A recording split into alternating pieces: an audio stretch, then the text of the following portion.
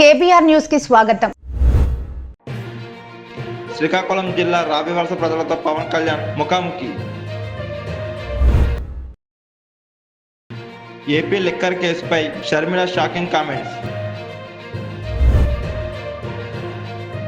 Community health సిబ్బందికి సంఘీభావం తెలిపిన మాజీ ఎంపీ భరత్.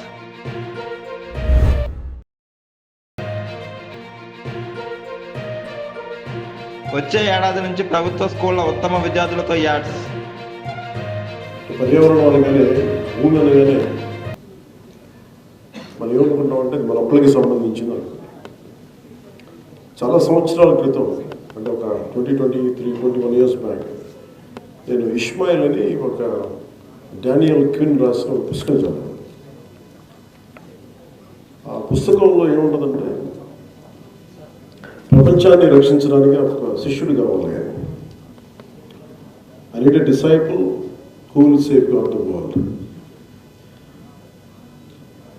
దాని మీద ఒక పోస్ట్ బాక్స్ అడ్రస్ ఉంటుంది. అది ఒక రచయిత చేతిలో పడుతుంది, ఒక మహతుని చేతిలో. అతను వెళ్ళి ఎక్కడని అసలు ఏం ఇంట్రెస్టింగ్గా ఉంది ఎవరితను అని చెప్పి పట్టుకుంటాడు. వెళ్తే ఒక మారుమూల మనుషులకి పెద్దంత ఎవరు మామూలు మనుషులు ఉండలేని చోట ఎక్కడో మామూలు పాడుబడిపోయిన బిల్డింగ్లో ఉంటుంది అడ్రస్. వెళ్తాడు. వెళ్తే ఇక్కడ ఒకలాంటి జంతువు వాసన వస్తూ ఉంటుంది, మనుషులు ఉండే వాసన నివాసంలో అనిపించింది. వెళ్ళి చూస్తే అక్కడ ఒక పెద్ద గొరిల్లా కూర్చొని ఉంటుంది ఒక కుర్చీ మీద. ఆ గొరిల్లా అతనికి చెప్పే పాఠాలు, దాని సారాంశం ఏముంటుందంటే అంటే చాలా రిలవెంట్ దీనికి. నేను ఒకప్పుడు సర్కస్లో ఎవరు నువ్వు అంటే నేను ఒకప్పుడు సర్కస్లో నేను ఎక్కడ ఆఫ్రికా నుంచి నన్ను నా తల్లిదండ్రుల నుంచి వేరు చేసి నన్ను ఒక సర్కస్కి అమ్మేస్తే ఆ సర్కస్ నన్ను అమెరికాకి పట్టుకొస్తే అక్కడి నుంచి నేను ఇక్కడికి దాకా ఎలా వచ్చాను, నువ్వు ఎలా మాట్లాడగలుగుతున్నావు అని అడుగుతాను. అంటే అది నేను కమ్యూనికేషన్ నేర్చుకున్నాను. దాంట్లో సారాంశం ఏముంటుందంటే మన ఈ జీవ వైవిధ్యానికి సంబంధించి మాట్లాడుతుంది. బేసిక్ దాంట్లో ఇది ఏం చెప్తుందంటే ఆ గొరిల్లా మనిషికి టేకర్స్ అండ్ లీవర్స్ అంట. ఎంతసేపు మనం తీసుకోవడం అలవాటు అయిపోయింది, కానీ ఇవ్వడం అలవాటుపోయింది, పరిరక్షించుకోవడం అలవాటుపోయింది.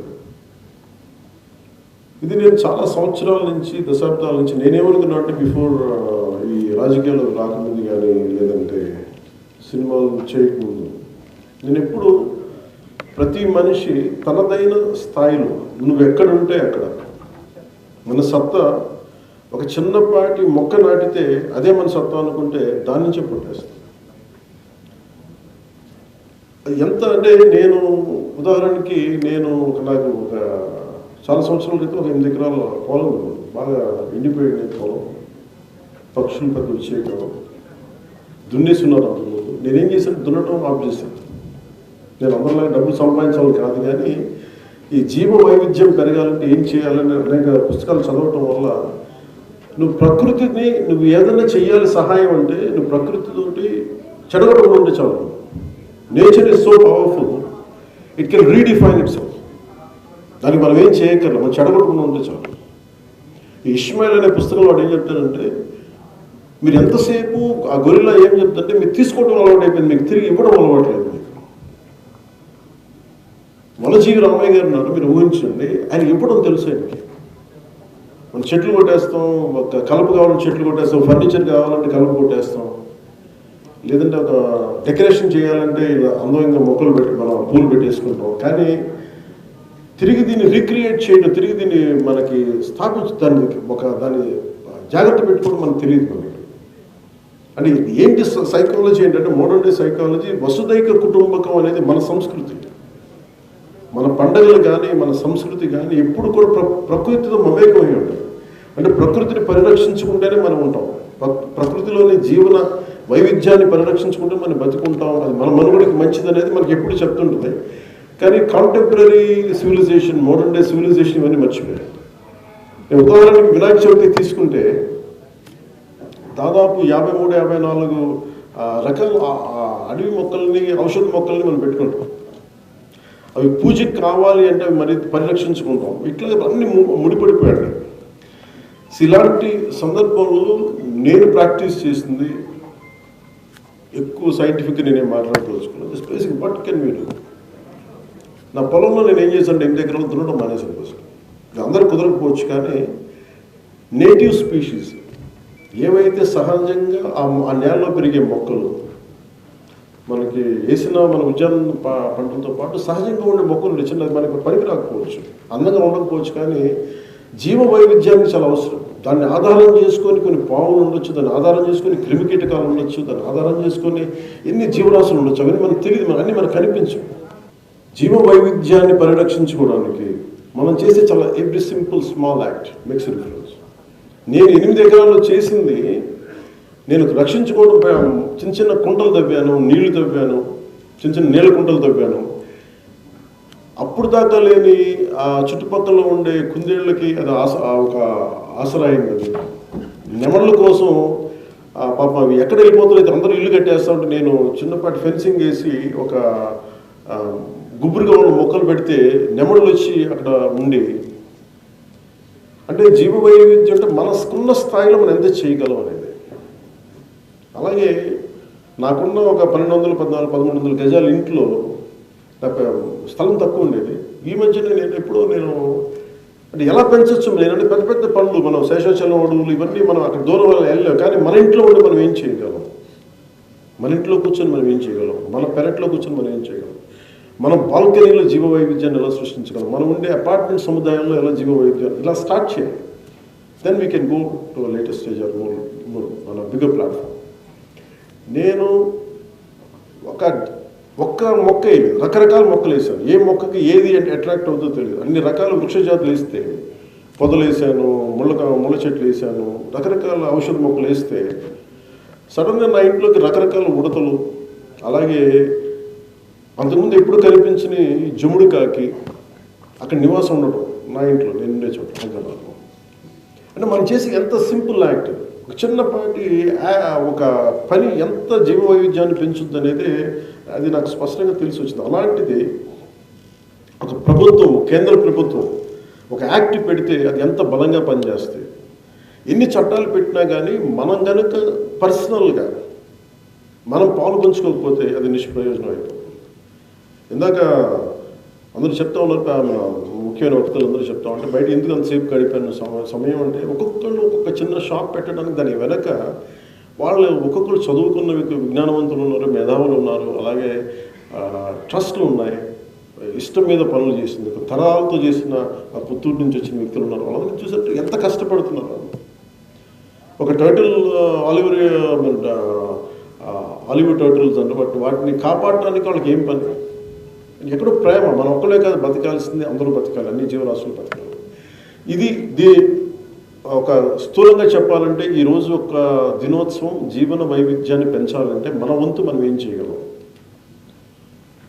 ఇది కనుక మనం ప్రతి ఒక్కరు మనకున్న స్థాయిలో కనుక అలవాటు చేసుకుంటే, ముందుగా చాలా చిన్నగా మన పెరట్లో, మన బాల్కనీల్లో నేను మనం కూడా అడిగాను, మనం చెప్పిన చాలామందికి ఎండల్లో మనమల్ని మాడిపోతూ దాహం తీర్చుకోలేని పరిస్థితుల్లో ఉంటే ఆ మొక్కలు మేము నీళ్ళ తొట్లు పెట్టగానే ఇన్ని జీవరాశులు, జస్ట్ మనం ఆవులు, గేదెలు వీడియో కాకుండా, మన పొట్టేడు గొర్రెలు కాకుండా, మేకలు కాకుండా మిగతా పక్షులు వచ్చి తాగడానికి కూడా అవసరం. అలాగే మన మధ్యన నా దృష్టికి ఎవరో తీసుకొచ్చారంటే, పాపం మేకలకి, మన లేళ్లకి ఇబ్బంది పడుతూ ఉన్నాయి, వాటికి నీళ్లు లేవంటే ఒక మాట చెప్తే పాపం వెంటనే వాటి కోసం నీటి తొట్టి కట్టి పెట్టగానే అవి బయటకు వెళ్ళి ప్లాస్టిక్ తింటాం అయిపోయింది పాపం. ఇట్లాగే మనం ఏమి ఆలోచించాలి ఈ పర్టికులర్ ఈ జీవ వైవిధ్య దినోత్సవానికి మనందరం అలవాటు చేసుకోవాల్సింది, ఆలోచించాల్సింది, భూమి మన ఒక్కళ్ళ కోసం సృష్టించబడింది కాదు. గజేంద్ర మోక్షం కూడా ఏనుగుని ముసలి పట్టేసుకుంటే, దేవుడిని అడిగితే, మొరపెట్టుకుంటే ఆ జీవిని కూడా రక్షించడానికి మహావిష్ణువు వచ్చినట్టు. ఇదేనండి మన ఒక్కళ్ళ కోసం కాదు, సమస్త జీవరాశులకి. అందుకే దీన్ని మనం వసుదైక కుటుంబకం అంటాం, సమస్త జీవకోటి రాశులకి సంబంధించింది. అందుకని కాకపోతే మనం ఏంటంటామంటే, ఇందాక డానియల్ కోయిన్ రాసిన ఇష్మాయిల్ పుస్తకంలో చెప్పినట్టుగా, we have just become takers. We have become mere takers. ఎంతసేపు we are more interested in grabbing things. We are more interested in utilizing resources. We are more interested in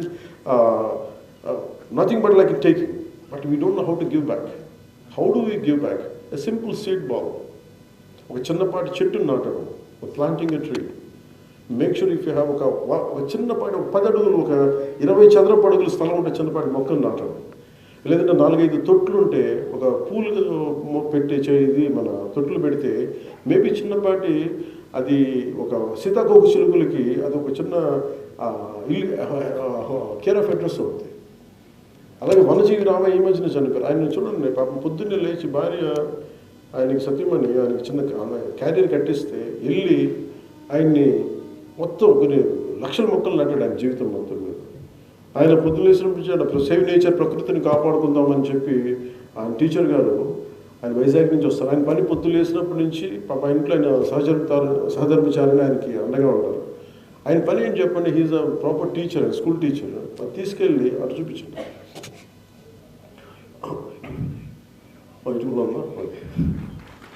అని ఆయన శ్రమ ఎందుకు పడతారు? చూసే వాళ్ళకి ఇది అర్థం కాదు. ఏంటో పట్టుకున్నాడే మొక్కలు వేసారు అనుకుంటాం, కానీ దాని వెనక ఎంత ప్రేమ ఉండాలి, ఎంత మీరు ఇట్లాంటి పైకి మీలాంటి పైకి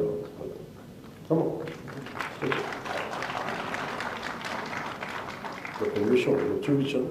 ఇట్లా అంటే దీని వెనక ఎంత ప్రేమ ఉండాలి, ఎంత కమిట్మెంట్ ఉండాలి. కొంతమంది వీళ్ళకి పిచ్చితనం అనుకుంటారు, కొంతమందికి వీళ్ళకి ఏంటో వీళ్ళు చేదస్తాం అనుకుంటారు. అంటే ఆయన చూస్తే ఆయన మనస్ఫూర్తిగా మనందరం ఒకసారి అభినందన, ఈయన ఈయనకి అభినందన తెలిపితే ఇలాంటి వాళ్ళు చాలామంది ముందుకు వస్తారు. ఇది నేను ఒక ప్రకృతిని పరిరక్షించాలని నాకు చాలా తప్పున్నాను. అంటే మీరు చూసారు ఈ మధ్యన ఒక అటవీ భూమిని ఆక్రమించుకునే వాళ్ళు, కానీ అసలు అడవి లేని భూమిలో అడవులు చెట్లు నాటాలి అనే మనస్తత్వం పోయింది మనకి. భూమి కనిపిస్తే ఆక్రమించుకుందాం, భూమి కనిపిస్తే నాకేమనిపిస్తుంది, వైవిధ్యం క్రియేట్ చేయాలనిపిస్తుంది. నా సొంత భూమి, నేను కొనుక్కున్న భూమి అయినా సరే. ఆయనకైతే పాపం సొంత భూమిలో కాదు, అసలు ఎక్కడో మనకు సంబంధం లేదు, అక్కడ కూర్చొని చెట్లు నాటుతారు. సీడ్ బాల్స్ అంటే కూర్చోబెట్టి ఆయన మాట్లాడుతూ ఉంటే ఒక 5,000 చెట్లు, 5,000 గింజల్ని మట్టిలో పెట్టి సీడ్ బాల్స్లో, రౌండ్ బాల్స్లో చేసి ఆ కైలాసగిరిలో ఒక 5,000 చెట్లు విసిరేయటం వర్షాకాలంకి. అంటే ప్రకృతిని మనం పరిరక్షించుకుంటేనే ప్రకృతి మనల్ని రక్షిస్తుంది. ధర్మం రక్షిత రక్షిత అంటారు.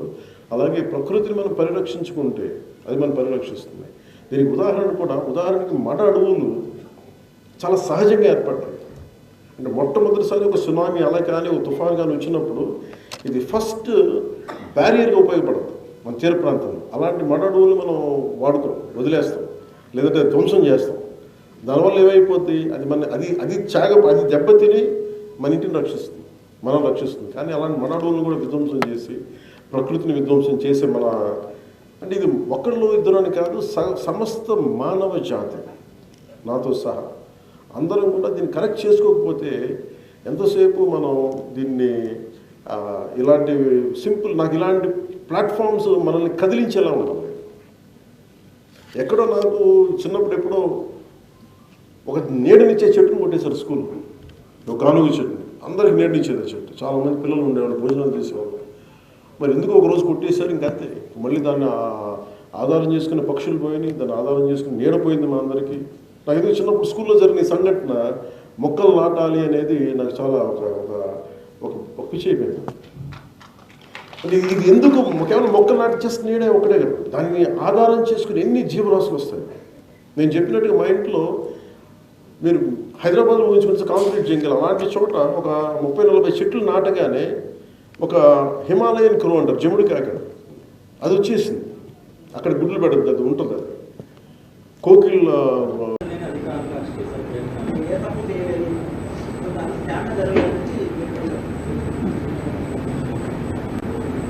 జగన్మోహన్ రెడ్డి గారు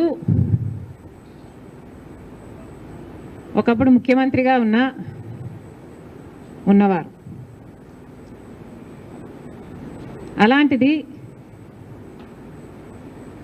ఇప్పుడు తాజాగా మీడియా అంతా లిక్కర్ మాఫియా మీద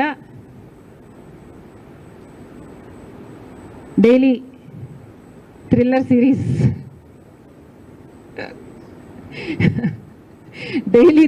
సిరీస్ నడుపుతోంది. దాంతో వైసీపీ వాళ్ళకు భయం పుట్టుతుంది. సహజంగానే జగన్మోహన్ రెడ్డి గారు ఆ భయాలని అడ్రస్ చేయడానికి, వాళ్ళకి సెక్యూరిటీ కలిగించడానికి మాట్లాడుతున్నారని క్లియర్గా అర్థమవుతుంది. కానీ నా అభ్యంతరం ఏమిటంటే, జగన్మోహన్ రెడ్డి గారు ఇంతకుముందు ముఖ్యమంత్రిగా పనిచేసిన వారు. అలాంటిది ముఖ్యమంత్రిగా హోదాలో ఉన్న వ్యక్తి పోలీసు డిపార్ట్మెంట్ పట్ల వాళ్ళ బట్టలు ఉడదీస్తాం, వాళ్ళని తరిమి కొడతాం, వాళ్ళు ఎక్కడున్నా పట్టుకొస్తాం, విదేశాలకు వెళ్ళినా వదిలిపెట్టాం లాంటి మాటలు ఒక మాజీ ముఖ్యమంత్రి గారు మాట్లాడడం అస్సలు బాగలేదు. ముఖ్యమంత్రిగా ఉన్న రోజుల్లో మీరు పోలీసు వ్యవస్థను ఎలా వాడుకున్నారో జనాలు మర్చిపోలేదు. రఘురామరాజు గారైతే మర్చిపోలేరు. కాదంబరి జైత్వాల్ లాంటి వాళ్ళు కూడా, వాళ్ళ పేరెంట్స్ కూడా మీ ఐఏఎస్ ఆఫీసర్లను, ఐపీఎస్ ఆఫీసర్లను పంపించి 40 రోజులు వాళ్ళని కిడ్నాప్ చేసినట్టు తెచ్చి 40 రోజులు వాళ్ళని కారణంగా బంధించి ఉంచారు. అలా వాడుకున్న మీరు పోలీసు వ్యవస్థ గురించి, పోలీసుల గురించి ఇంత తక్కువ చేసి మాట్లాడడం ముఖ్యమంత్రి స్థాయిలో ఉన్న వాళ్ళకి తగదని నా పర్సనల్ ఒపీనియన్. అసలు లిక్కర్ మాఫియా జరిగింది అని మీ మీద ఆరోపణలు ఉన్నాయి. మరి అలాంటప్పుడు ముఖ్యమంత్రిగా మీరు ఎలా వ్యవహరించాలి? రాజశేఖర్ రెడ్డి గారు అయితే ముఖ్యమంత్రిగా ఉన్నప్పుడు లేనప్పుడు కూడా ఎంతో హుందాగా ఆయన మీద ఏదైనా ఆరోపణలు వస్తే మీకు కావాల్సిన ఎంక్వైరీ వేసుకోండి.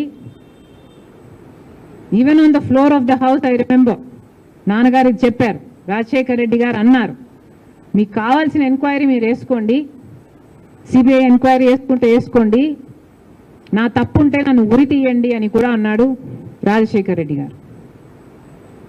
మరి జగన్మోహన్ రెడ్డి గారు కూడా మీ ఏ తప్పు లేకపోతే మీరు ఎందుకు మాట్లాడలేకపోతున్నారు? మీరు వెళ్ళండి, అసెంబ్లీకి వెళ్ళండి, on the floor of the house on record చెప్పండి, ఏ ఎంక్వైరీ కావాలంటే ఆ ఎంక్వైరీ వేసుకోండి. మీరు సిబిఐని పిలుస్తారా, లేకపోతే సిట్టింగ్ జడ్జితో చేపిస్తారా? మీరు ఏ ఎంక్వైరీ కావాలంటే ఆ ఎంక్వైరీ వేసుకోండి, నా తప్పు లేకపోతే నన్ను ఉరి తీయండి అని మీరు అనలేకపోతున్నారు అంటేనే మీరు దోషి అని ప్రజలకు అర్థమవుతుంది.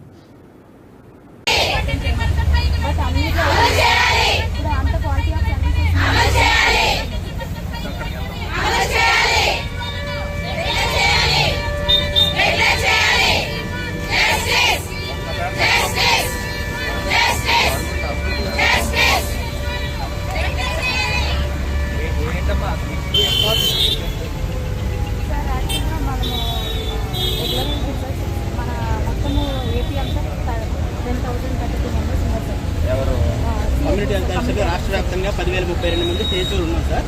గత 2000 ఎక్కడ పనిచేస్తారు? గ్రామీణ స్థాయిలో పనిచేస్తున్నాం. విలేజ్ హెల్త్ విలేజ్ హెల్త్ ఇది 2019లో రిక్రూట్ చేశారు మేము అందరం సార్. జగన్ సార్ వచ్చిన తర్వాత కూడా 4,000 మందిని రిక్రూట్ చేశారు సార్. కొత్తగా 6,000 మంది ఉన్నాం సార్. అప్పుడు 6,300 మంది సార్. తర్వాత 4,700 మందిని రిక్రూట్ చేశారు జగన్ సార్.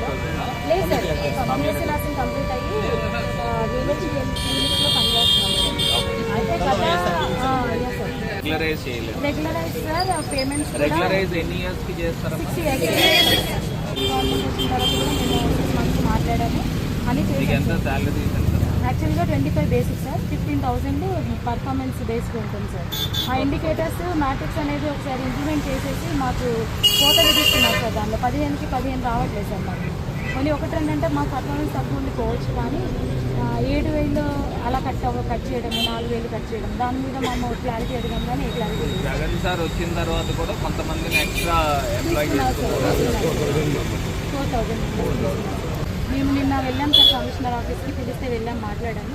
మీరు కాల్ ఆఫ్ ఇవ్వండి, మేము మాట్లాడతామంటున్నారు, కానీ దాని మీద మీకు ఏం హామీ ఇవ్వట్లేదు సార్. సో మాకు హామీ ఇవ్వకుండా మేము విరమించామని చెప్పేసి మెయిన్ డిమాండ్ పర్మనెంట్ చేయమని సార్. లాస్ట్ 2023 ఏప్రిల్లో 189 క్యాడర్స్కి NHMలో ఇచ్చారు సార్, హైక్ ఇచ్చారు 23%. గవర్నమెంట్లో కూడా మేము అడిగాము, మాకు ఎందుకు ఇవ్వలేదు సార్ అని అంటే, మీకు 5 years కంప్లీట్ అయితే మేము చూస్తాము. 6 years అయిపోయింది, 7 years కూడా ఈ అక్టోబర్ కంప్లీట్ అయ్యే వాళ్ళు ఉన్నాం సార్. ఇప్పటికీ హైక్ ఇవ్వలేదు సార్. హైక్ గురించి అడుగుతుంటే మీకు ఇన్సెంటివ్స్ ఉన్నాయి కదా అని అంటున్నారు. కొన్ని ఇన్సెంటివ్స్ మీరు అపాయింట్మెంట్ అయింది 2019 సార్. ఏదైనా మీరు అపాయింట్మెంట్ అయిన తర్వాత 6 years కావాలి కదా, ఆ 6 years ఇప్పుడు అయిందా? మార్చ్కి అయిన వాళ్ళు ఛానల్ ఓపెన్ చేయమని, మేము రెగ్యులర్ ఛానల్ ఓపెన్ చేయమని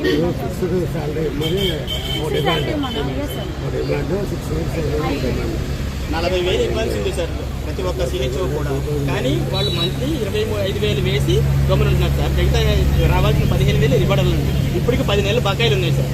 కేవలం ఆ వచ్చి 25,000 మీద కుటుంబాలను రన్ చేసుకోవాల్సిన పరిస్థితి ఉంది సార్. ఇది వరకు PF అనేది ఉండేది. ఆ PF అనేది కూడా ప్రస్తుత కాలంలో PFని ఎత్తేసాను సార్. మాకు PF అనేది కట్టడం లేదు. PF కట్ కాకపోవడం వల్ల ఎవరైనా తల్లిదండ్రులు మేము హాస్పిటల్లో చూపించుకోవాల్సిన పరిస్థితి వస్తే అప్పుడు చాలా ఇబ్బంది పడాల్సిన అవసరం ఉంటుంది. అది చాలా ఇబ్బంది. తర్వాత 23% HR పాలసీ ప్రకారం 23% హైక్ ఇవ్వాల్సింది, అది కూడా ఇవ్వలేదు సార్. 30,000 వస్తారు గతంలో, ఇప్పుడు 40,000 కాకుండా 25,000 ఇస్తారు. అయితే 15,000 ఇవ్వడం మానేశారు పూర్తిగా. ఎప్పుడు ఇస్తారో కూడా తెలియట్లేదు. 2021 వరకు 38,200 తీసుకునే వాళ్ళం సార్. 2000 ఫస్ట్ మీరు పర్మనెంట్ అయితే జాబ్ సేఫ్టీ సెక్యూరిటీ సార్. మాకు అది కేంద్ర గైడ్లైన్ ప్రకారం మాకు 6 ఏళ్ళు పూర్తి అయితే మమ్మల్ని రెగ్యులర్ చేయాలి సార్. ఏ క్యాడర్ కి లేదు. ప్రస్తుతానికి ఏంటంటే కమ్యూనిటీ హెల్త్ ఆఫీసర్ అనే క్యాడర్ ఏదైతే ఉందో Ayushman Bharat. Good morning, sir. Myself PVNS Santosh. I was studied 10th class in AP Model School. I scored 591 marks out of 600 conducted by the AP State SSC examinations. I want to ask some questions, sir. చెప్పండి. Questions very good. చెప్పు. Were you a first bencher or back bencher, sir? Back bencher, pure back bencher. Absolute last లో కూర్చునేవాడిని. Second కూడా కాదు, absolute last. Rowdy batch మేము అందరం. Sir, who was your strictest teacher, sir? Madam గారు ఇప్పుడు నన్ను తిడతారేమో. మంజుల madam గారు ఉండేవారు, mathematics. She was the most toughest teacher on me. Sir, what is your favorite game, cricket or kabaddi? Cricket or Kabaddi. Cricket? Sir, one thing you miss most about your school days? Care free life. ఎలాంటి ఇబ్బందులు ఉండేది కాదు. చదివాడిని, cricket ఆడేవాడిని, ఈ రెండే నాకు తెలుసు. So it was very care free. I miss that. Sir, which is harder, facing an exam or facing the assembly? Both are equally hard. I think in their own way they are tough. Definitely board exams అంటే అగ్ని పరీక్ష కదా. మన జీవితం మొత్తం ఆ ఎగ్జామ్లో తేలిపోతుంది. సో నాకన్నా ఎక్కువ మా అమ్మ కంగారు పడింది, వీడు పాస్ అవుతాడా ఫెయిల్ అవుతాడా అని. But touch wood I did reasonably well. But assembly is a completely different ball game. ఎందుకంటే ఈరోజు మీరు చూస్తున్నారు ప్రతిపక్షం అసెంబ్లీకి రాట్లా. సో మా సొంత పార్టీకి ఆర్ కూటమికి చెందిన ఎమ్మెల్యేలే ప్రతిపక్షం లాగా తయారయ్యి మా పైన గ్యాంగప్ అయ్యి చాలా కష్టమైన ప్రశ్నలు అడుగుతారు. ఇక్కడ ఎంతమందికి తెలుసో తెలియదో కానీ ఎమ్మెల్యేస్ అందరికీ ఒక రైట్ ఉంటుంది. The right is to ask questions. They are called LAQs, legislative assembly questions. So those are legally binding questions, very important. So వాళ్ళ ప్రశ్నలు మాకు ముందలే పంపిస్తారు. ఆన్సర్స్ డ్రాఫ్ట్ చేసి గౌరవ సభ్యులు తిరిగి మేము పంపించి అది నేను ఆన్సర్ చేయాలి. మళ్ళీ క్రాస్ ఎగ్జామినేషన్ కూడా ఉంటుంది దానిపైన. అండ్ విద్యాశాఖకి సంబంధించి కనీసం ప్రతిరోజు 3 ప్రశ్నలన్నా మాకు పడతాయి అవుట్ ఆఫ్ 10. ప్రతిరోజు ఓన్లీ 10 ప్రశ్నలు ఉంటే 3 విద్యాశాఖకి సంబంధించి ఉంటాయి. సో అది కూడా ఒక పరీక్షనే మాకు. Sir, how nervous were you in 10th exams? Very nervous. Exam కానీ రిజల్ట్స్ వచ్చినప్పుడు ఎక్కువ నర్వస్ కొనాలి. Thank you, sir. Thank you అమ్మా. చాలా సీరియస్గా రాసుకుని వచ్చారు అది.